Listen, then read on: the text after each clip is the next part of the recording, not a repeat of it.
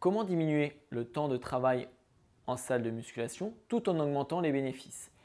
Bonjour, c'est Adrien, votre coach en sport, santé et nutrition.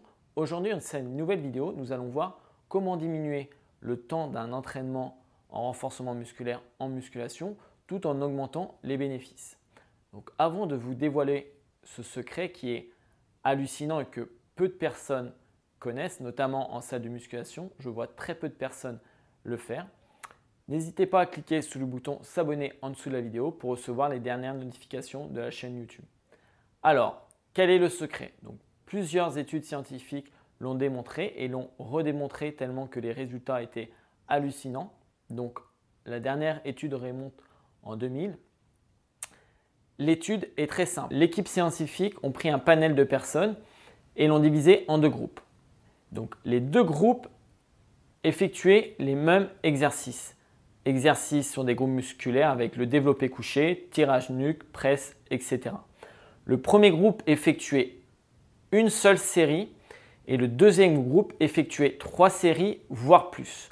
Conclusion, les résultats sont identiques en termes de masse musculaire et de gain en force.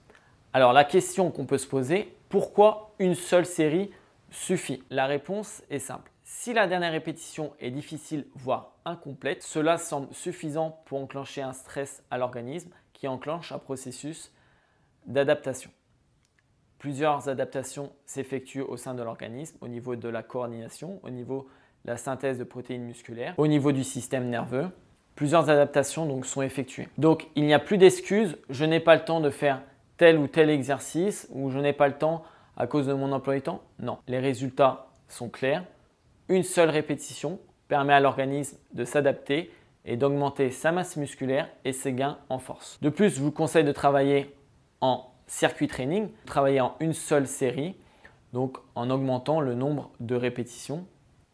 Il vaut mieux augmenter le nombre de répétitions avant d'augmenter la charge. Ça permet également de prévenir les blessures en évitant de travailler avec des charges lourdes.